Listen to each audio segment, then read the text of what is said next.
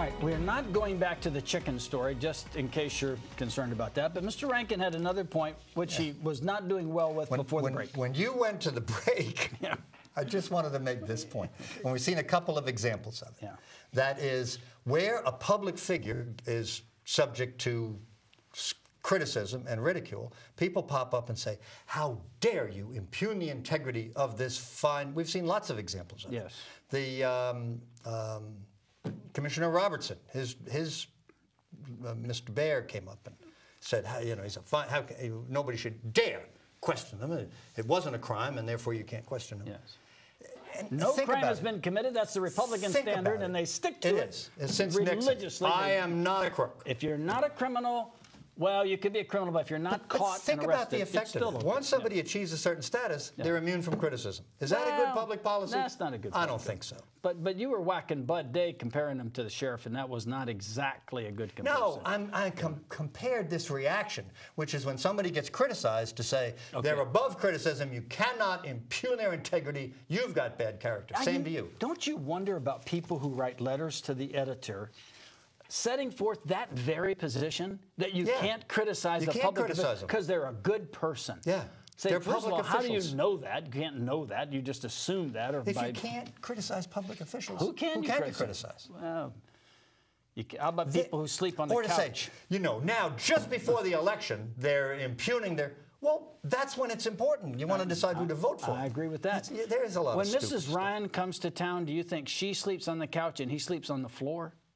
I just wondered if you had a thought about any of this. I wouldn't know. You know, this isn't good. I think even the Obama administration would not stoop to suggesting that sleeping in the office is to cover up something untoward, if not criminal. When she comes to town, or she's there, I'm asking a fair question. Does she sleep on the couch and he sleeps on the floor? That was a fair question, wasn't it? You might have to ask Mr. Studer. They didn't share that with me.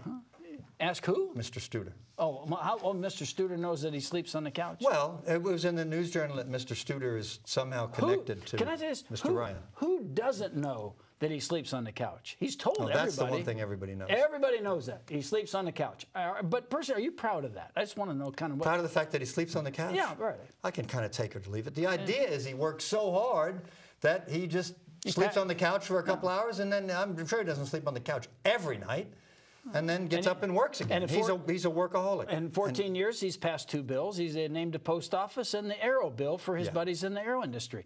But this year, as he's postured to become a candidate for vice president, he's worked on this astounding epiphany tax program that's going to save the country.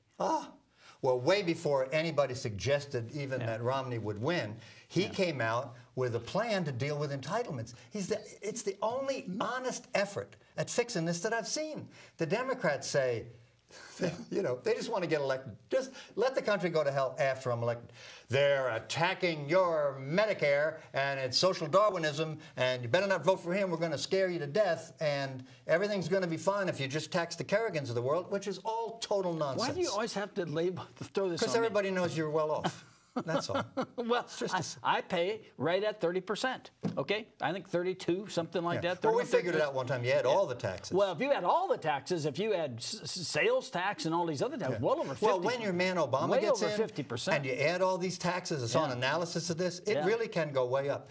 If the Bush tax cut goes away and they increase the marginal tax rate 3%, and then you're paying more taxes on your investment income. No, it's going to go up. And it's going up. We got to. Wouldn't most people agree? But Obamacare is supposed to save money. Why is it costing us so much? Wouldn't most people agree to pay a little more in tax if we saw really substantial cuts in expenditures? Wouldn't most people say, all right, I'll pay a little bit more, but I want to see defense down 25%. I want to see entitlements reduced. I want to see major reductions in these areas. Medicaid. And instead of this insidious bashing, showering tax breaks on the rich. Total falsehood. The rich are not paying their fair share. The rich are paying a bigger share pretty much than they ever have. The rich pay pretty much all the taxes. But if instead of saying that, he said, they've been carrying this load, we're all going to sacrifice, everybody's going to sacrifice, all the income levels will sacrifice, I'm going to ask these good folks to sacrifice a little more. He denigrates them. You don't deserve it. You don't deserve that. You didn't do it. You see that the Fillmore, was it Fillmore? Who's it? Is it Fillmore, the cartoonist? Yeah. This morning paper, he said the cartoon was, you don't deserve it when the guy was getting successful, but then when his business fails, he said, you but you caused that. You did that. You did that. How about this? That's Take this. Decent point. Let's say that I go to Las Vegas, something I'm not planning, and I win a whole lot of money. Good, yeah. And do I deserve it? Probably not. I didn't really do it. I just got lucky. You got lucky. I didn't deserve anything for it. Well, the government Does that mean the government share. ought to seize all of it, more than the usual 30 or 40%? No, but the government will take. Well, I see. Your point is. The point is, if you don't deserve it, and we're telling you don't deserve it, even though you're a small businessman and built the business up from nothing, you don't deserve it. Yeah, that was not one of his finest hours. It's terrible. It's a look right into his socialist soul. Yeah, it's very scary. To me. That was not the best hour for him. I think what he was trying to say is, as a successful person, you owe it to people in your life. You owe it to your teachers. You owe it to your parents. You owe it to your neighbors. You owe it to that stranger that encouraged you, and to the banker who gave you your first loan, like I got from bankers and stuff, and you did. This success story is based on lots of people helping you. You didn't just, except if you're born on third base, like many of the Republicans, and think you hit a triple, as they say. But most of it is that people do owe a lot to others for the success they've achieved, and I do. Therefore, pay more taxes. No, I mean, that's the point of it. He didn't make that point. Well, I think he was saying, and I think what he was trying to say, not very well actually, was that you should pay more taxes incrementally, based on the success you've had. We have a higher progressive tax. The bottom half pays 0. That's apparently nice and fair, and the upper people pay a hell of a lot. It's great. And I disagree with you. He wasn't making that anodyne point. We all should love our mothers, and we all had first-grade teachers we love, and that helped us. Oh, that's great. So what? What's the point? What public policy is that going to lead to? What he was saying was, you think you're so smart, and he delivered it very well because he was passionate. You think you're so smart, you're not so smart. Other people are smart, and they're not rich. And you think you worked hard? Lots of people work hard. You didn't build that. Don't you think sometimes that and now they cover every speech everybody makes. Years ago, they made these focus speeches to the groups they were talking to and hope they never got quoted. Now whatever you say gets spun around. But don't you think they design the message for the group they're talking to excite them? Of course. And when Romney's talking to the Chamber of Commerce and the most wealthy people in the country, that's a good point. He's not talking about how to improve entitlements. Have you watched it on YouTube? Watch what?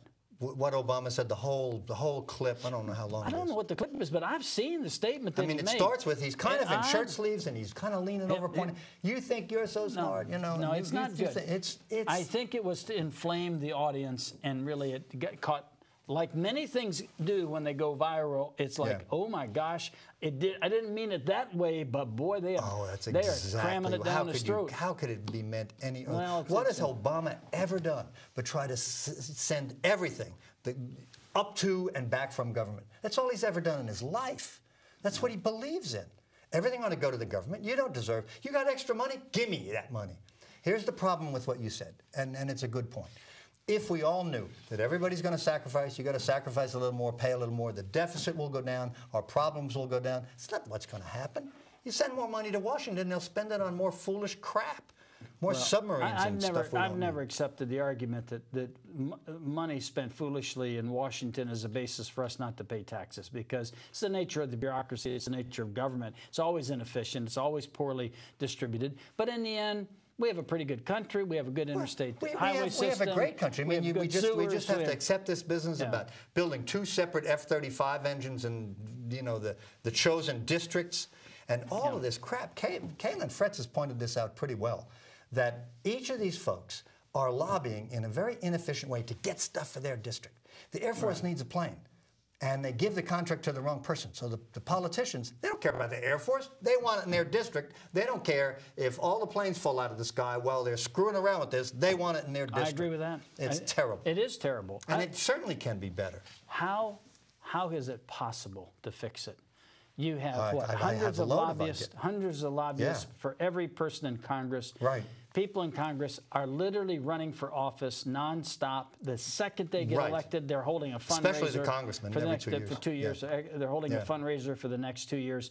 They depend on the bundled money from the lobbyist K Street or wherever it comes from, and it takes, you know, what, millions now to run for Congress. So how's it going to change? Here's how it's going to change. Tell me how it's going to change. First of all, we ignore the negative ads, and we do what's necessary to shrink the federal government. Get rid of the Department of Education, get rid of the Department of Agriculture, shrink the military, give them less to steal. How can it happen? How can you possibly put together a majority in Congress, let alone have a president that signs off on it? There's no will to do it at all. No, there isn't a will to do it. There's no will. We've met the enemy, and it is us. Maybe it would happen if everybody believed as I did and voted as I did, but they're not going to do that. Well, we'll keep talking about it. Let's go back to the local, we got some good. We got some good local issues. Can I ask you about the Downtown Improvement Board? It's an old subject of ours. Sure. One of my favorite subjects. Sure. Yeah. Give me a rough idea. The Downtown Improvement Board is a section downtown. It's not very big. It's the downtown area and some of the surrounding areas. Yeah. And it's a special taxing district where an extra 2 mills are paid by the people in that district. Right. We thought we were in it. We're so smart. We're not. No. Our buildings They tried to get us in it. Outside. You know, they tried to expand it, and the voters turned it down. Good. Yeah. Well, the Downtown Improvement Board. So they collect, and they collect what, $400,000? Well, from the ad valorem tax, they collect about $400,000. But looking at the financial statements, they get about $1 million, counting parking and other stuff, based on 2 funds they have in the Downtown Improvement Board, Downtown Improvement District. And how much? Well, let's just look at the ad valorem taxes. So they collect around $400,000 of tax money from people that they'd rather keep in their own pockets. Right. How much is spent on staff, on themselves? Well, their financial statements indicate $230,000 or something. But I know when they more than half. So it's obviously more than half. But I think it's way more than the reported amount too. If you count all of the pockets and benefits and everything, it's not entirely easy to read these statements. By the way, the audited statements, there's no audit. I mean, there's nobody expressing an opinion as an independent auditor. They just say that these statements have been reviewed for management. So that's the report I saw was not an audit as such. So is this the perfect government organization where they just collect a lot of money and spend it on themselves? Well, I think it's largely what they do. And I mean, the parking money is going to go somewhere. It doesn't have to go to them. The city could take over. Most municipalities take over their own parking. I mean, that's just silly to because we've got an extra highly paid employee, and we haven't been able to find it out. I blame you for that.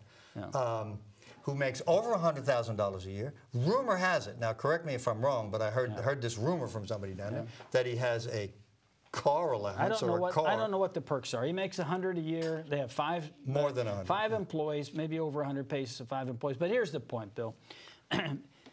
If you have somebody that is totally committed to downtown, now let's just say one of these super achievers, he just loves every square inch of downtown, he's walking the streets, he's working it, he's loving it, he's trying to bring festivals, et cetera, you'd think this person would, in his own residence, would live somewhere where he's paying this extra tax. Right. Well, of course, well, surely the director lives where he pays the tax. Well, that's a problem. He doesn't actually live within the Downtown Improvement Board area because he would have to pay the $2 million extra tax. So he lives in the city. Well, he's not actually. Not in the city. We haven't discussed this. He's not actually in the city. Well, he lives in the county. He pays county taxes. Well, I'd like to say that, but he's not in the county either. Not in the county? No. But he's in Florida? No. No. No. Taxes are too high in Florida. For the head of the downtown. That's not. You don't know that's necessarily the reason he lives in some other state, which I got to assume is Alabama. That's why everybody else goes to Alabama, okay? Because the taxes are so low. I could have the same house on Perdido Bay. Well, property taxes. It just depends. Taxes. I could have the same house in Alabama. They have a state income tax too. But that's because they have a state income tax. They have a state income tax. So we have somebody that doesn't even live in the area where they are taxing the daylights out of the people. If the average person knew this in this Downtown Improvement Board, if they knew they were paying more than 40% more city taxes, ad valorem taxes, I think you'd have a mass rebellion. People would be screaming, what?